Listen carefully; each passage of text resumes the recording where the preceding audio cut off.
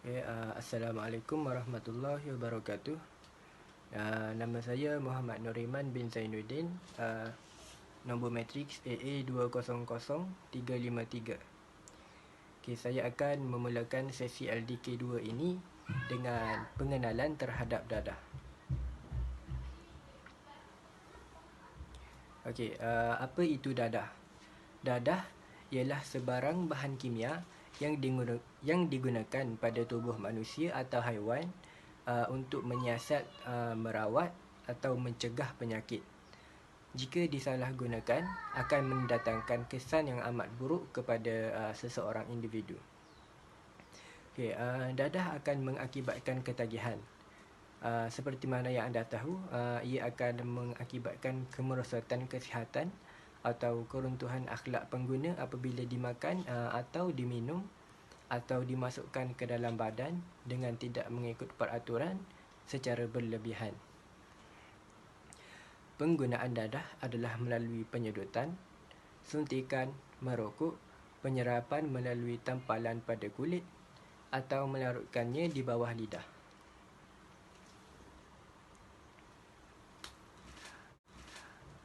Banyak hal yang berkaitan dengan dadah sentiasa menjadi bahan dalam berita dan di dada-dada akhbar. Apabila mendengar sahaja perkataan dadah, kita akan terus memikirkan jenis-jenis dadah seperti heroin dan ganja. Tetapi sebenarnya terdapat beribu-ribu jenis dadah di seluruh dunia ini yang digunakan oleh lebih kurang 200 juta manusia di segenap pelosok dunia untuk pelbagai tujuan. Dadah merupakan istilah khas yang merujuk kepada sejenis bahan yang mendatangkan kemudaratan kepada kesihatan seseorang dari segi fizikal, mental dan emosi serta tingkah laku pengguna. Tanpa kita sedari, kita sendiri mungkin telah menggunakan beberapa jenis dadah dalam kehidupan seharian kita. Ubat-ubatan seperti paracetamol dan antibiotik membantu menyembuhkan kita daripada penyakit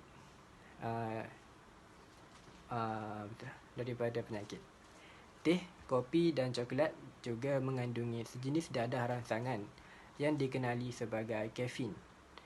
Akan tetapi, dadah rangsangan seperti ini tidak mengakibatkan ketagihan yang bermasalah kepada individu yang mengambilnya. Oleh itu, penggunaan bahan minuman dan makanan ini tidak salah di sisi undang-undang. Namun demikian, beberapa jenis dadah adalah dadah yang dilarang pengambilannya kerana dadah ini mengakibatkan ketagihan dan masalah-masalah kesihatan, sosial, ekonomi dan sebagainya. Oleh yang demikian, Kerajaan Malaysia telah menyenaraikan dadah ini di dalam Akta Dadah Berbahaya 1952 untuk mengharamkan penanaman, pengeluaran, pengedaran, import, ekspor, pemilikan dan penyalahgunaan dadah seumpama ini. Sekian sahaja daripada saya. Sekian, terima kasih. Assalamualaikum dan salam sejahtera. Nama saya Muhammad Alif Syahmi bin Muhammad Zain. Nombor matrik saya AA200777.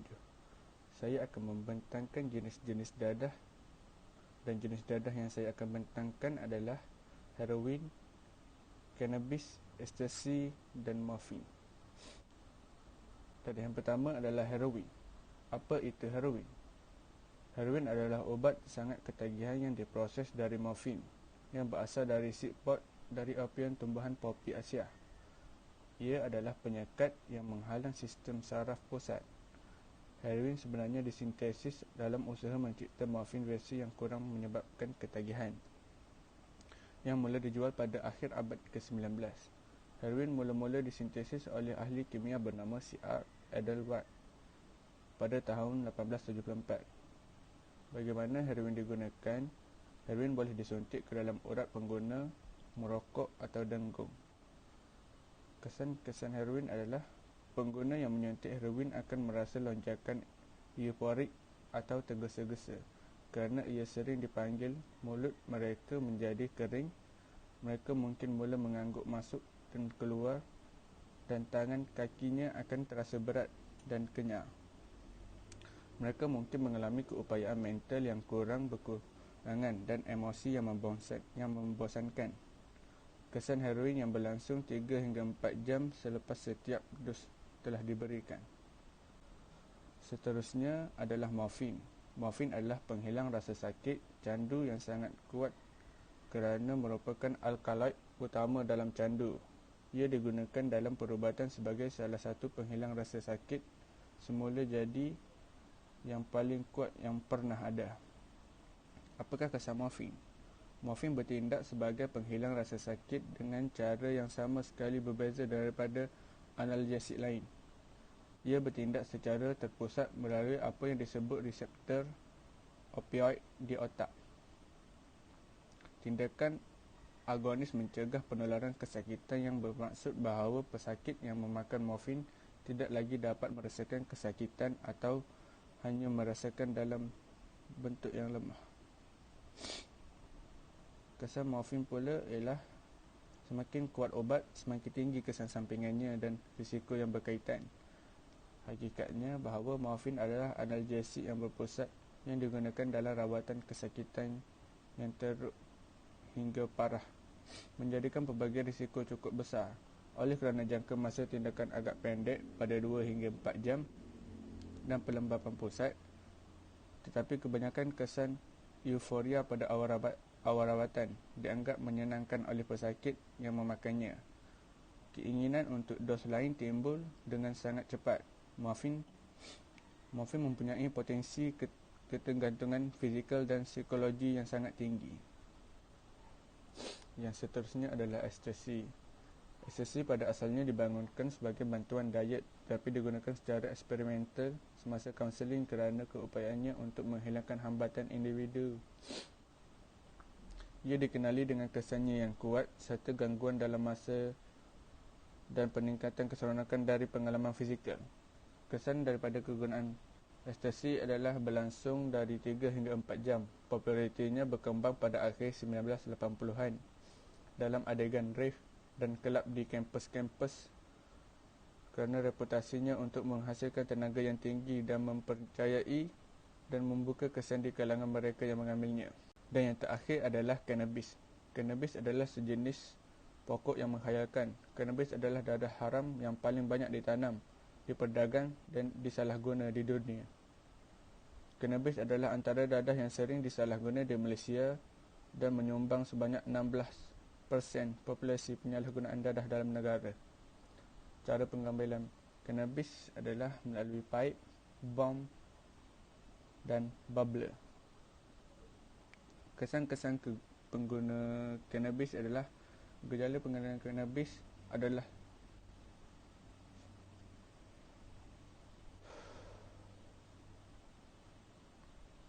kesan penggunaan cannabis adalah anak mata membesar, kurang penumpuan dan pertimbangan, bertambah selera makan dan mudah ketawa tanpa sebab.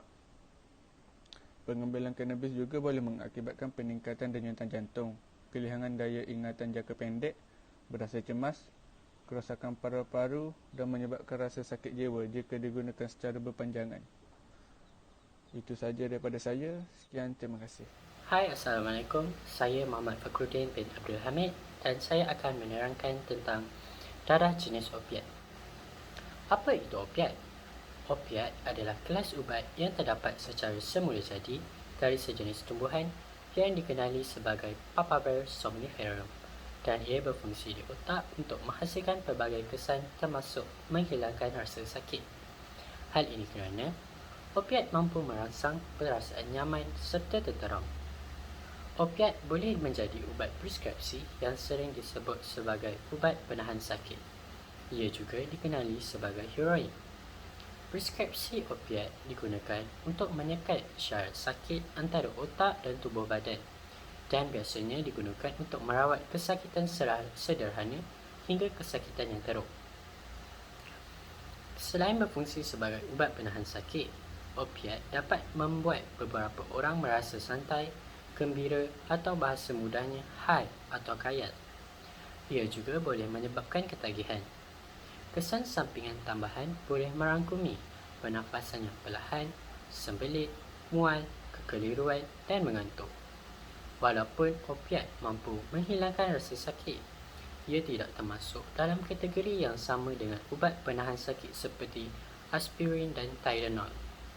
Antara opiat yang paling biasa digunakan adalah: pertama, opiat preskripsi seperti Oxycontin dan Vicodin. Kedua, fentanyl, iaitu opiat sintetik yang 50 hingga 100 kali lebih kuat daripada morfin. Yang ketiga ialah heroin. Penggunaan opiat tidak akan berlaku tanpa risiko. Penggunaan ubat-ubatan yang ditetapkan ini secara berkala dapat meningkatkan toleransi dan kebergantungan anda, di mana anda memerlukan dos yang lebih tinggi dan lebih kerap. Dalam beberapa kes, penggunaan jangka panjang boleh menyebabkan ketagihan atau apa yang disebut oleh doktor sebagai gangguan penggunaan opiat.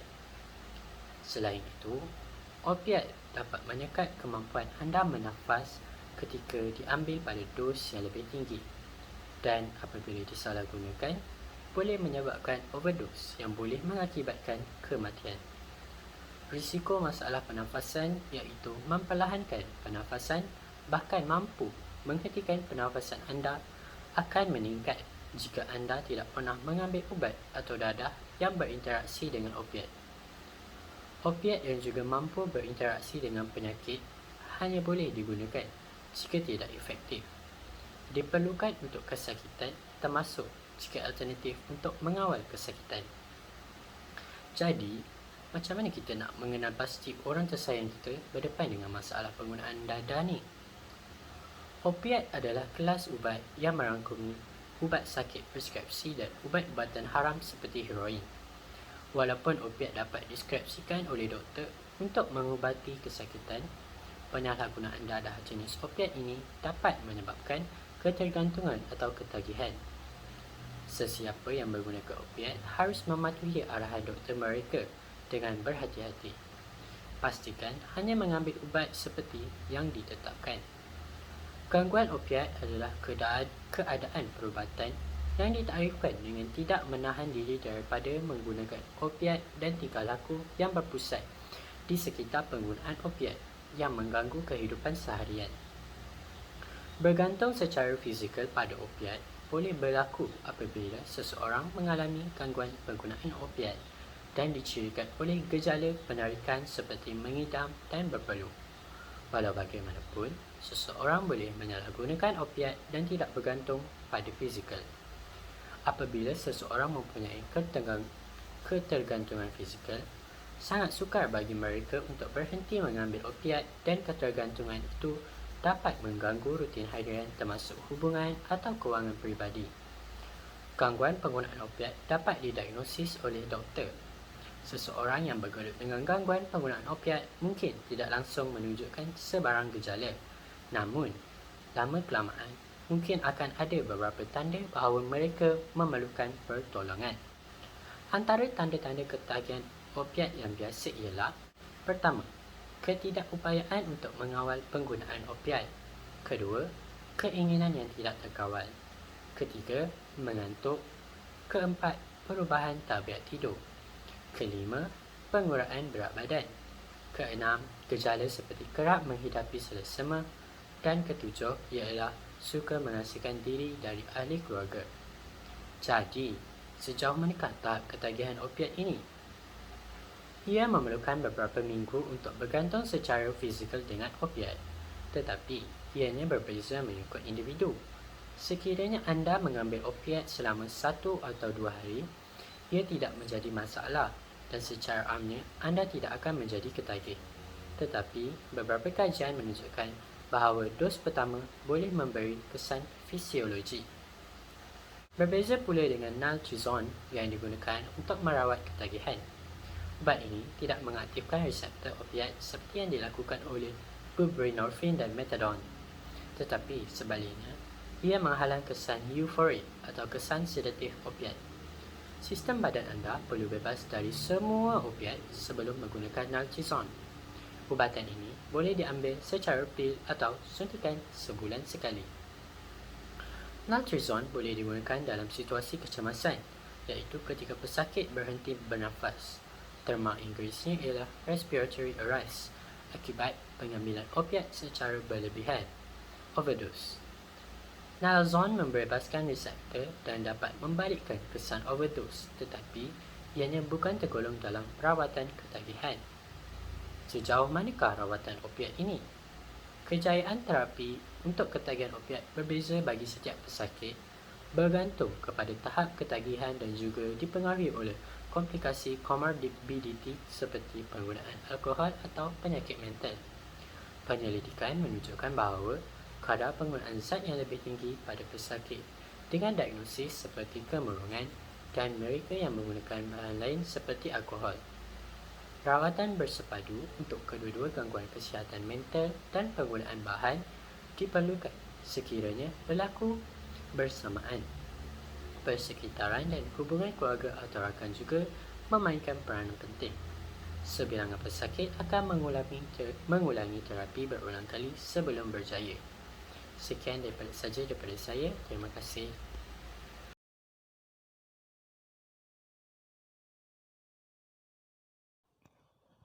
Dalam melaksanakan peranan dan tanggungjawabnya sebagai sebuah institusi penahanan dan pemulihan, Jabatan Penjara Malaysia adalah tertakluk kepada akta dan peraturan yang telah diluluskan oleh Parlimen Malaysia. Akta dan peraturan-peraturan tersebutlah yang memberikan kuasa kepada Jabatan Penjara Malaysia untuk menahan seseorang sebagai penghuni penjara dan melaksanakan program-program pemulihan kepadanya secara sah. Akta dan peraturan tersebut adalah seperti berikut. Akta Penjara 1995. Akta ini adalah pindaan pada Ordinan Penjara 1952 dan mula berkuat kuasa pada 18 Januari 1996. Dikenali juga sebagai Akta 573. Merupakan satu akta untuk menyatu dan meminda undang-undang berhubung dengan penjara, banduan dan perkara-perkara yang berkaitan. Seterusnya, Akta Penjara Pindaan 2008. Akta ini adalah pindaan pada Akta Penjara 1955 dan mula berkuat kuasa pada 30 Jun 2008. Dikenali juga sebagai Akta A1332. Merupakan satu akta untuk menyatu dan meminda undang-undang berhubung dengan penjara, banduan, parol dan perkara-perkara yang berkaitan. Seterusnya, Peraturan Penjara 2000. Peraturan ini merupakan pindaan pada Peraturan Penjara 1953 dan mula berkuat kuasa pada tahun 1 September 2000. Merupakan penjelasan pada prinsip-prinsip am pentadbiran penjara dan pemakaian peraturan-peraturan. Seterusnya adalah Akta Kanak-Kanak 2001. Mula berkuat kuasa pada 1 Ogos 2002 menggantikan Akta Mahkamah Juvana 1947 semakan 1972. Bertujuan untuk melindungi kanak-kanak dan kepentingannya. Seterusnya adalah Kaedah-Kaedah Sekolah Henry Gurney 1949. Diperbuat di bawah Ordinan Mahkamah Juvana 1947. Bertujuan untuk menyelaras peraturan-peraturan berkaitan pengurusan dan layanan di Sekolah Henry Gurney. Seterusnya adalah Akta Keselamatan Dalam Negeri 1960 semakan 1972. Mula berkuat kuasa di Semenanjung Malaysia pada 1 Ogos 1960 dan bagi Sabah dan Sarawak pada 16 September 1963. Telah disemak semula pada tahun 1972.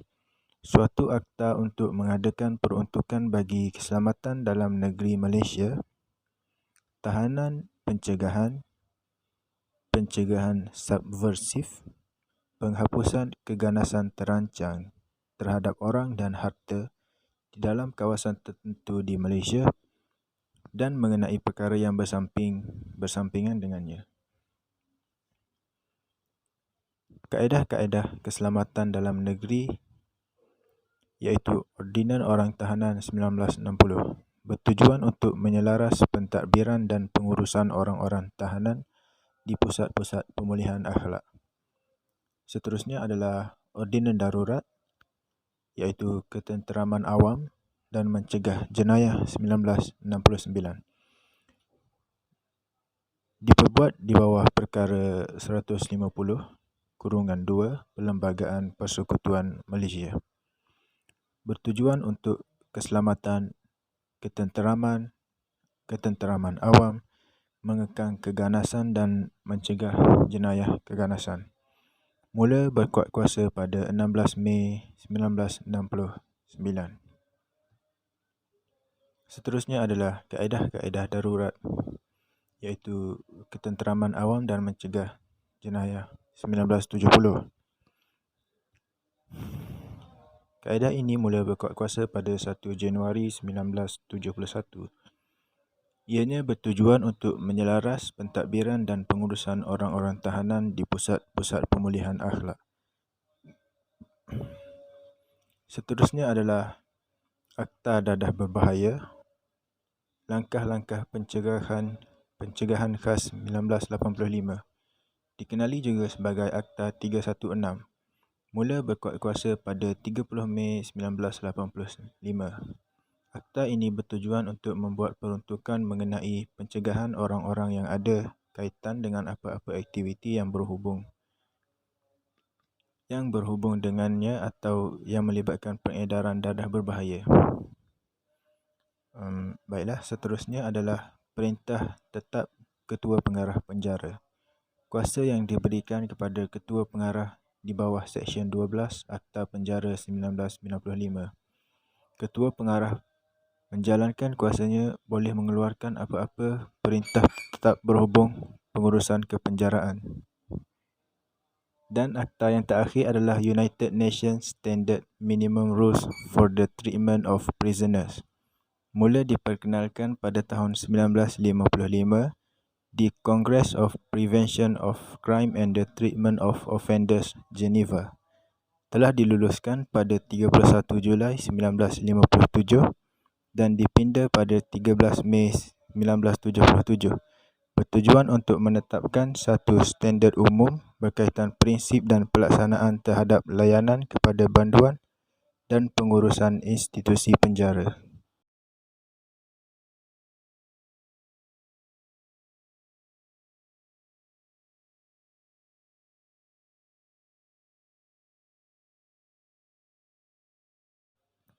Seterusnya, kita akan ketahui apakah barangan yang dilarang untuk dibawa ke dalam penjara.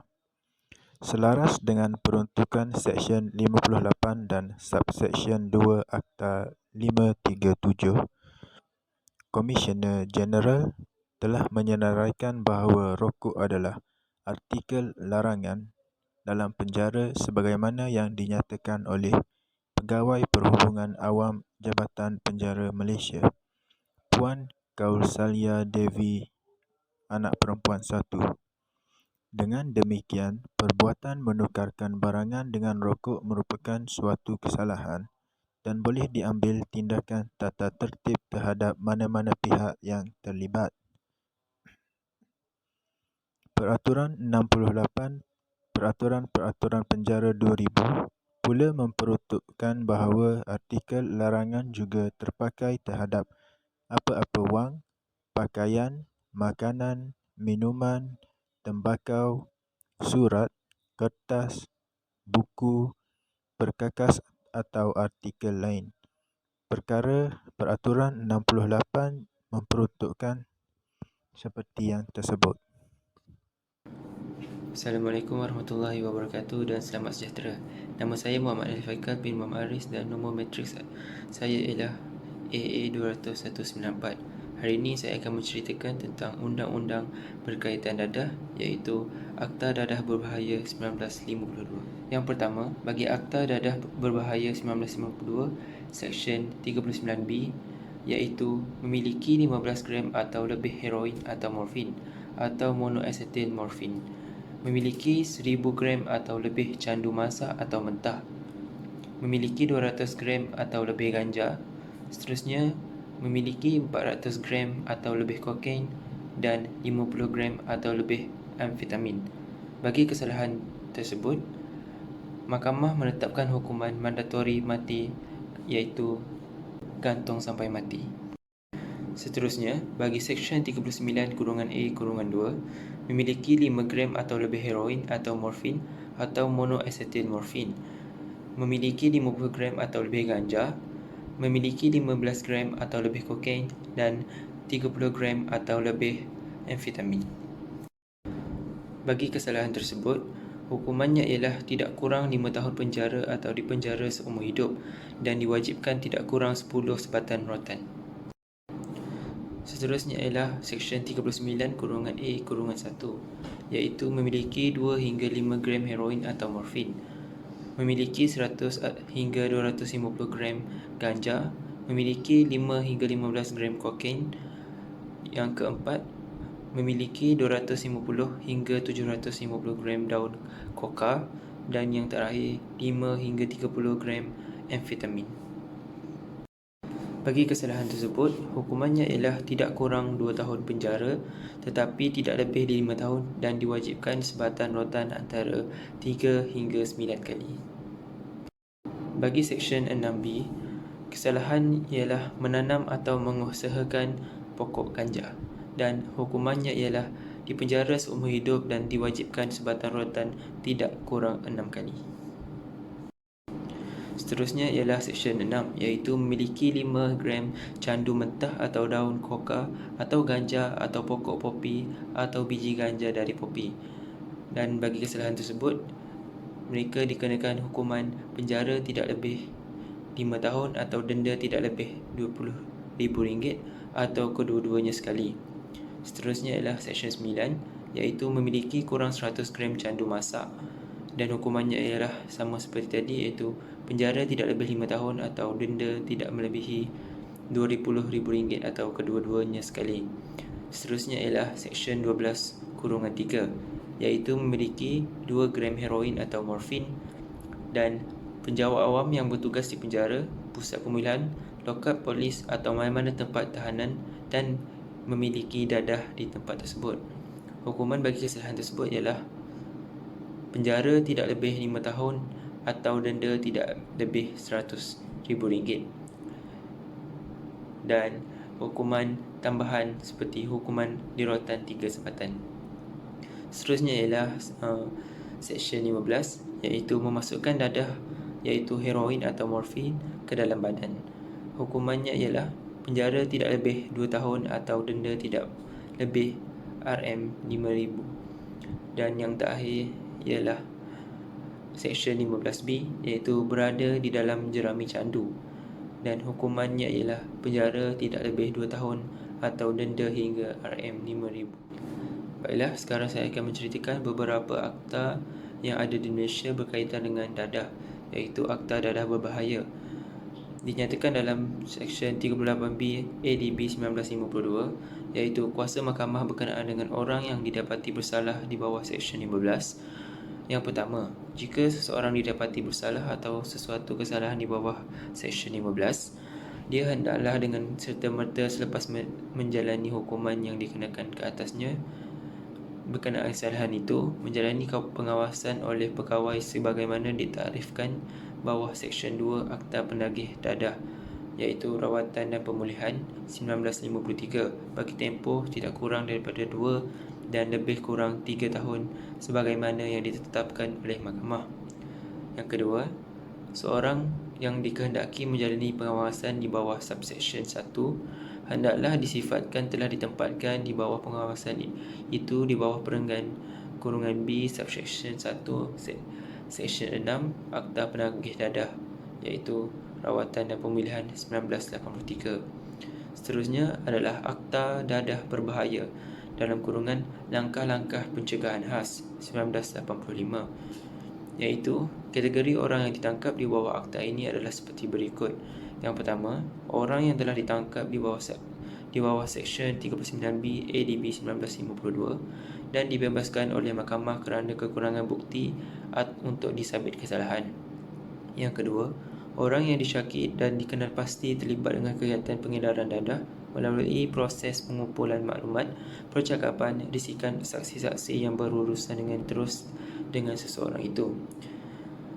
Seseorang yang ditangkap di bawah akta ini akan yang pertama, ditahan tidak lebih 60 hari di bawah Seksyen 39-1 ADB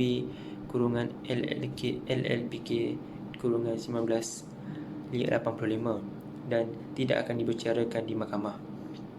Selain itu, kita ada Akta Penagih Dadah dalam kurungan Rawatan dan Pemilihan 1983 Pindaan 1998, iaitu seseorang boleh ditahan untuk ujian air kencingnya di bawah Seksyen 3-1 APD dalam kurungan R dan P 1983 sekiranya disyaki sebagai penagih dadah.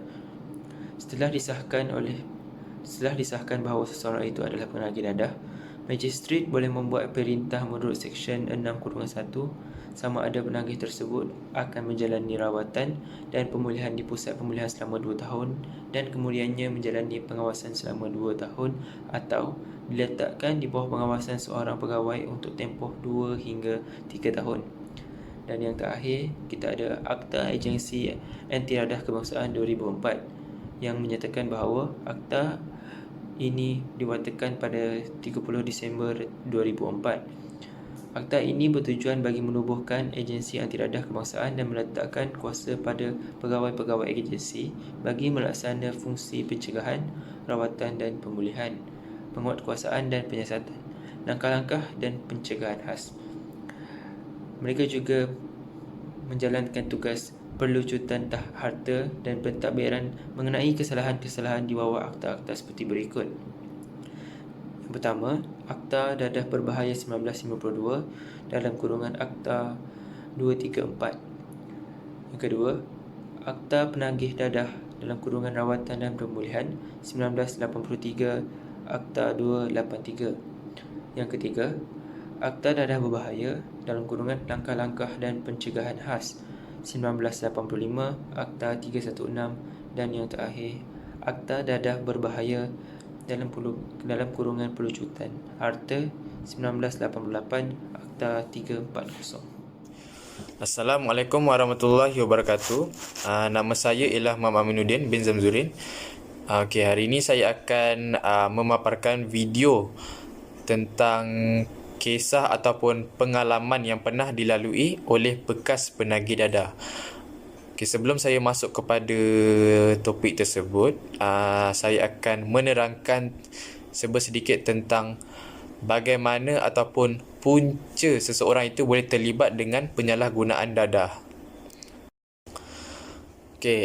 Poin yang pertama ialah disebabkan oleh pengaruh rakan sebaya.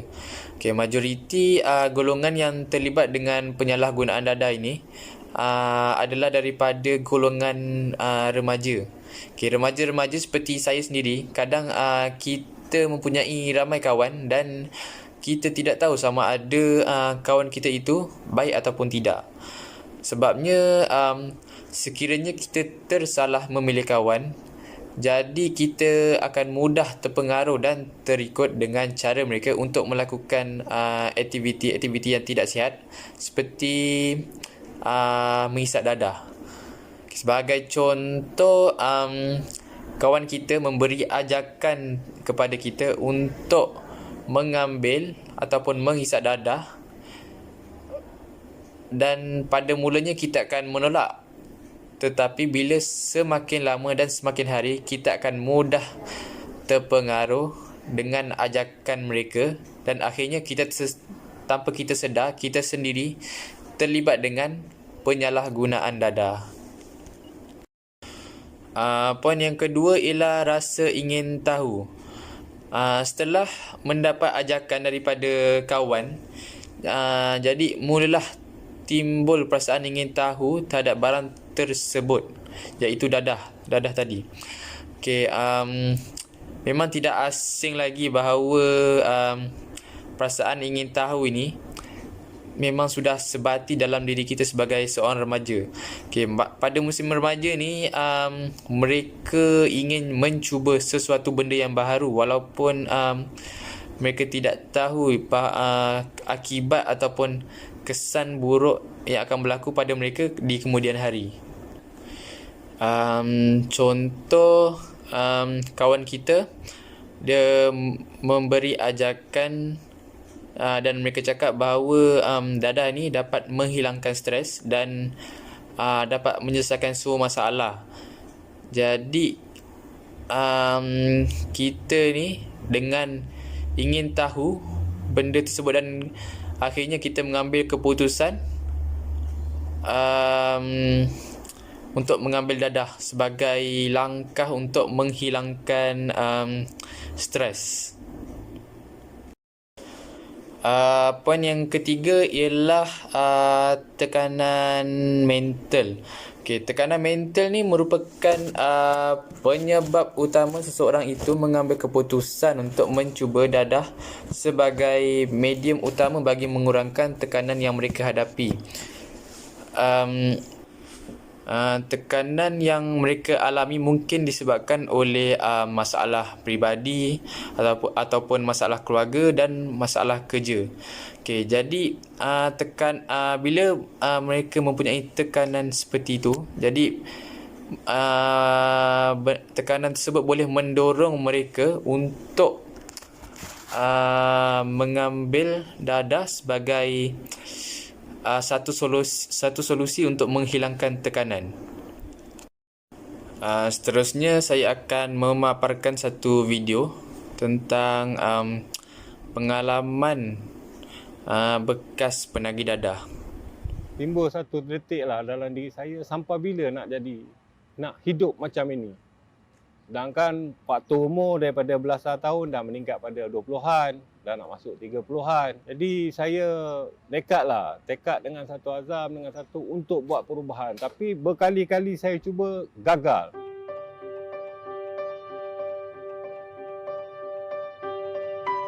Assalamualaikum, selamat pagi. So, nama saya Abdul Razak bin Muhammad.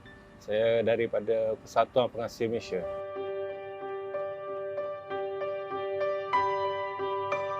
Okay, penglibatan dalam penggunaan dadah ni saya terlibat masa dalam persekolahan lagi lah, iaitu berumur dalam 15, 16 dan sebagainya. Bermula dengan hisap rokok, lepas tu daripada hisap ganja, kemudian alkohol dan akhirnya terlibat dengan penyalahgunaan dadah yang seterusnya lah, itu dadah jenis heroin.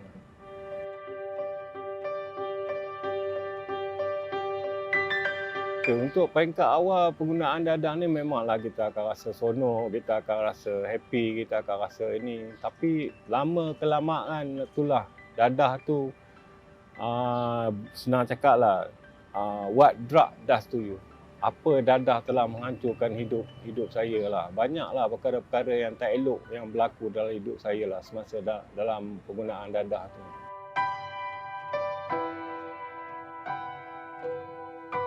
Memang pada masa itu memang tak nak berkawan dengan kawan-kawan yang tak ada masalah yang sama lah. Saya dengan lebih sesuai, lebih suka dengan bergaul dengan rakan-rakan yang sama dalam mempunyai masalah yang sama, iaitu dalam alam penagahan.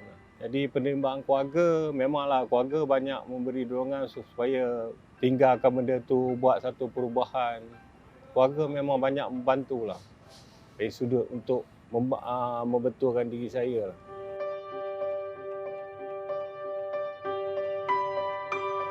Hidup sebagai pengguna dadah ni bertahun-tahun dalam penggunaan dadah ni memang tak ada hidupnya yang seronok lah. Selalu hidup dalam ketakutan. Dalam masa yang sama kehilangan orang yang tersayang, itu ayah saya. Timbul satu detik lah dalam diri saya, sampai bila nak hidup macam ini. Sedangkan faktor umur daripada belasan tahun dah meningkat pada 20-an, dah nak masuk 30-an. Jadi saya tekad dengan satu azam, dengan satu untuk buat perubahan. Tapi berkali-kali saya cuba gagal. Kenapa? Saya masih lagi bila ni bergaul dengan rakan-rakan yang masih lagi dalam keadaan yang menggunakan dadah. Jadi saya tak dapat ruang dan peluang untuk keluar daripada situ. Kemudian timbullah beberapa kisah. Saya tengok daripada cerita movie, yang mana movie ni tentang kisah Malcolm X kan, yang dia boleh keluar daripada perkara-perkara yang negatif dalam hidup dia lah. Jadi saya pun tengok daripada sana, kenapa orang lain boleh dan kenapa saya tak boleh.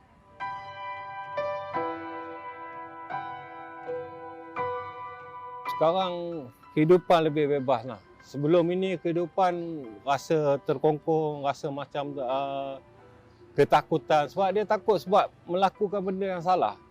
Kan? Sekarang hidup lebih bebas, lebih freedom, saya rasa tak ada masalah. Nak ke mana pun saya tak perlu nak risau, tak perlu nak bergantung pada dadah.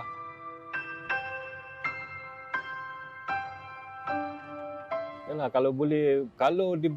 boleh diputarkan masa ataupun waktu, saya nak balik kembali pada sebelum saya terlibat dengan perkara-perkara yang macam ni lah. Tapi masa dah berlalu, tak boleh nak undur ke belakang, dah tak boleh dah. Jadi kena kehidupan apa yang saya perlu teruskan untuk jalani kehidupan yang lebih baik. Jadi bila saya reflect balik, kenapa kerap kali gagal dalam percubaan kerana tak mengamalkan pantang.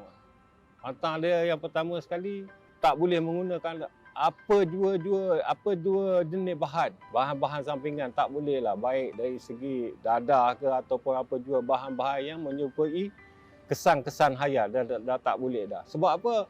Bila kita bermula dengan satu, dia akan jadi banyak. Sebagai contoh, satu ayat yang di dalam group NA group, dia bagi tahu 1 is too many, 1,000 is not enough. Maknanya dekat sana, satu itu terlalu banyak dan beribu-ribu itu tak pernah mencukupi. Sebagai pengguna dadah ni, pantang larang dia sepanjang hayat lah. Daripada saya kena kekalkan kebolehan ini berterusan sampailah end. Maknanya kita matilah. Mati itu habis kepulihan yang sebenar.